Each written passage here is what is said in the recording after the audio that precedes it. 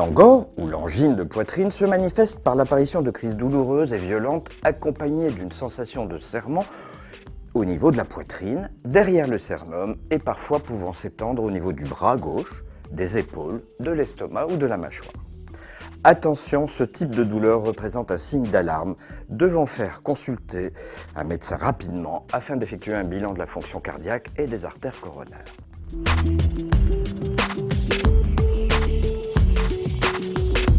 La douleur liée à l'angine de poitrine survient le plus souvent pendant l'effort, lors d'une marche rapide par exemple, ou lors d'une côte, ou lorsqu'on marche contre le vent et par temps froid.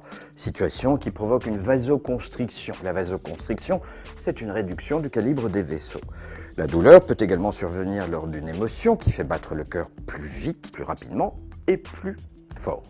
Les facteurs de risque de l'angine de poitrine sont principalement l'âge, le surpoids, le tabagisme, le diabète, le cholestérol et l'hypertension artérielle.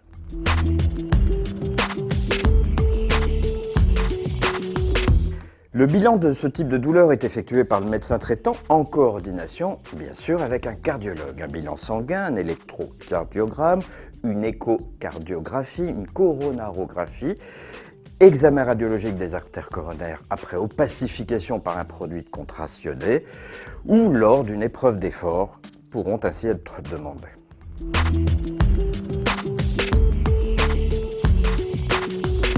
Il faut bien comprendre que l'angine de poitrine peut être un signe d'alarme qui peut annoncer un infarctus du myocarde et nécessite de consulter rapidement afin d'effectuer un bilan cardiovasculaire. Lorsque la douleur ne cède pas au bout de 15 minutes malgré le repos, le calme et la prise d'un médicament qui s'appelle la trinitrine, un médicament exerçant principalement une dilatation et une action antispasmodique au niveau des artères coronaires, ces fameuses artères qui irriguent le cœur, et ça dans le cas d'une angine de poitrine déjà connue et traitée.